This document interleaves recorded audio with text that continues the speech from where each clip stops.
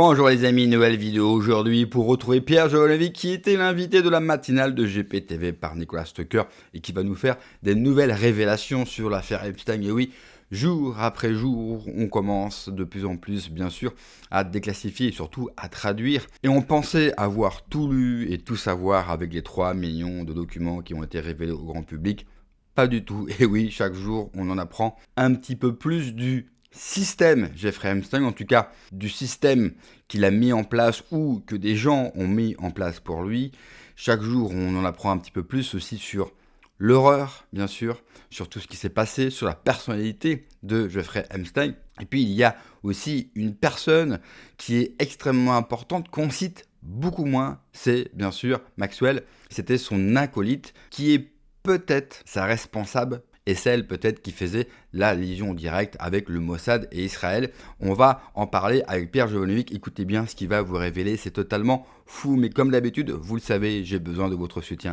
Alors, on s'abonne, le like, le commentaire, le partage, le boost. Je vous remercie aussi pour tous vos commentaires. Vous le savez, j'essaye de couvrir comme jamais l'affaire Epstein, de vous révéler chaque jour toutes les nouvelles informations, d'être le plus complet, le plus factuel pour que vous soyez bien sûr au courant de tout, et je vous remercie pour tous vos commentaires de soutien, les partages, les boosts. Merci encore à vous. Je remercie aussi tous les donateurs. Hier, j'ai reçu beaucoup de dons, que ce soit sur YouTube et sur Tipeee. Merci, ça me permet de continuer malgré la censure bien sûr sur YouTube. Donc n'hésitez pas également à me soutenir. Ça se passe sur Tipeee, le lien en description sous la vidéo.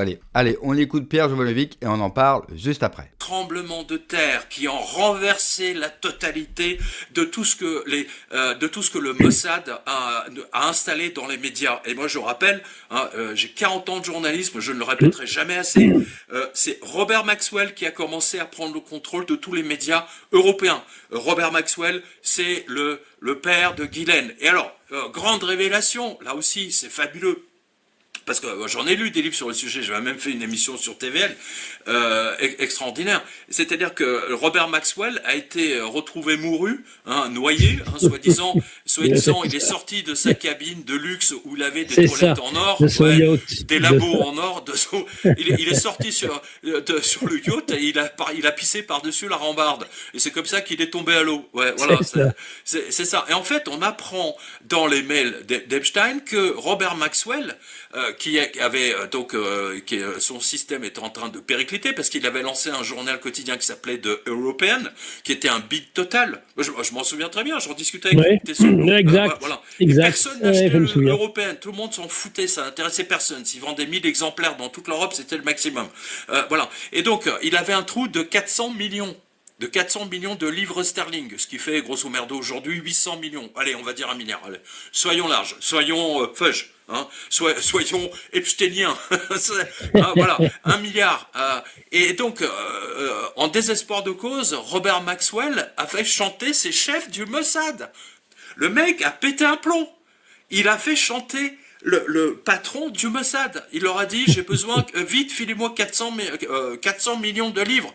Ce qui correspond grosso modo à, c'est ce que je dis, à 800 ou à 1000 aujourd'hui. Et il leur a dit, si vous me le donnez pas, je balance tout.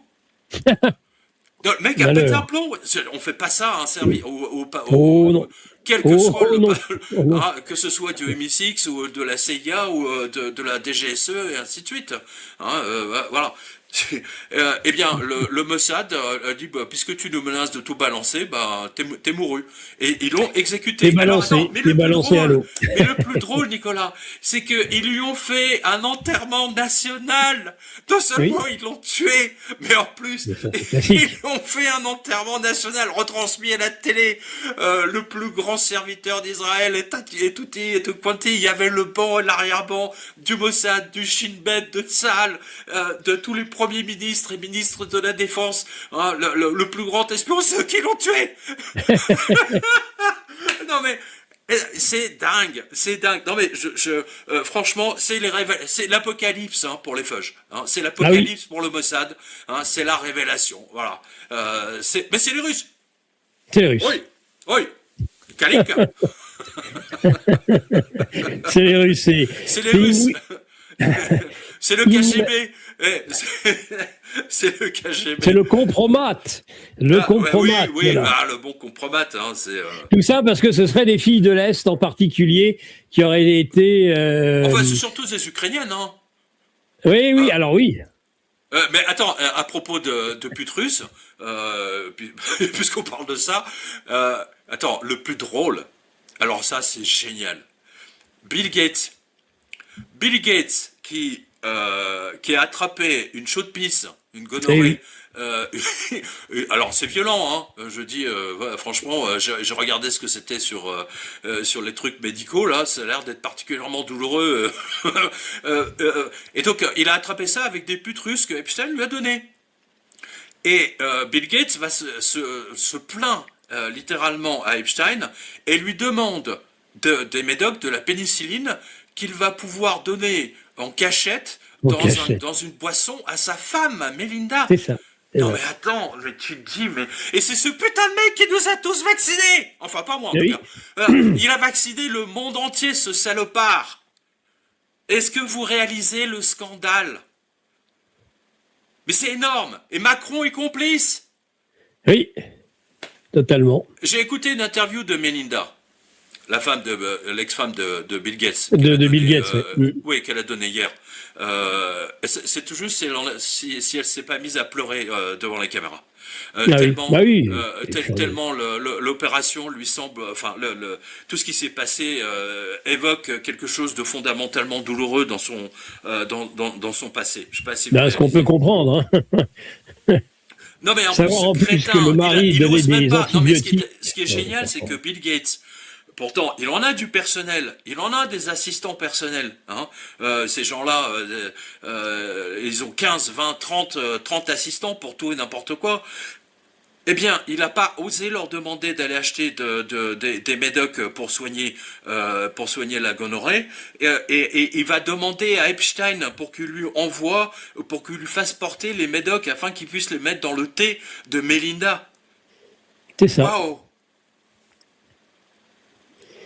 Et maintenant, on comprend comment Epstein a fait chanter Bill Gates depuis toutes ces années. Ça fait 30 ans qu'ils sont en contact. Ça fait 30 années qu'ils sont en contact. Et on comprend mieux, du coup, l'ascendant qu'avait Jeffrey Epstein, notamment sur Bill Gates. C'est vrai que c'est totalement fou, quoi. Bill Gates, il aurait pu demander à n'importe quelle personne d'aller lui acheter des médicaments, ou il aurait pu aller voir son médecin qui n'aurait jamais rien dit à personne. Non, il doit écrire noir sur blanc dans un mail: j'ai chopé une MST, il faut que tu me fournisses des médicaments et je vais essayer de les refourguer dans le thé de ma femme. Et c'est vrai, je vous avais parlé, je vous avais montré un extrait de l'interview de la femme de Bill Gates que j'ai vu moi dans son entièreté. Effectivement, elle est quasiment au bord des larmes pendant toute l'interview, mais dans le même temps, j'en avais déjà parlé. Elle nous dit à travers les lignes qu'elle était au courant, donc on aurait peut-être bien aimé qu'elle parle avant. Après, ça ne veut pas dire être au courant de certaines choses et ne pas savoir des choses encore pires. Et je pense qu'elle découvre une facette encore pire de ce qu'elle pensait de son ex-mari. Pour revenir à Ghislaine Maxwell et à son père. Son père qui était un agent du Mossad, que le Mossad a fait tuer sur son bateau. Enfin, officiellement, il s'est suicidé. On apprend effectivement dans les documents qui ont été déclassifiés qu'il a essayé de faire chanter le Mossad, où il le réclamait tout simplement 400 millions de dollars. Une bouchée de pain, un pourboire évidemment, une petite somme, parce qu'il était surendetté. Et le hasard des choses, bien sûr, le hasard, n'y voyant aucune théorie du complot, le hasard fait que quelques jours après, eh bien, il va tomber de son bateau dans un accident grotesque et il va mouru, comme pourrait dire Pierre Jovanovic, il va mouru et du coup, il ne verra jamais les 400 millions de dollars. Le problème, c'est que vous avez sa fille, Ghislaine Maxwell, qui aujourd'hui est dans une prison américaine. On le sait parce que ça a été dit ces dernières heures, elle va être entendue lors d'une commission parlementaire, donc elle va sortir de prison pour prendre la parole. Et en fait, il y a une chose qu'on comprend bien, qu'il faut comprendre. Nous, on se focalise, et c'est normal, sur Jeffrey Epstein. Alors pour nous, c'est celui qui contrôle tout. À mon avis, la personne la plus importante, c'est Ghislaine Maxwell, la fille, bien sûr, du père Maxwell, qui a repris le flambeau. Ils ont éliminé le père.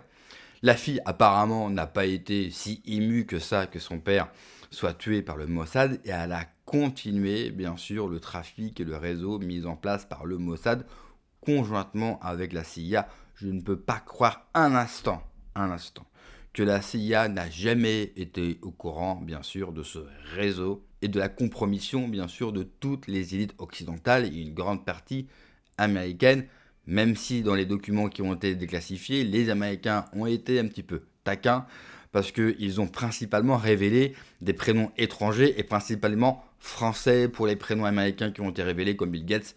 On était au courant depuis longtemps que cet homme est un enfoiré.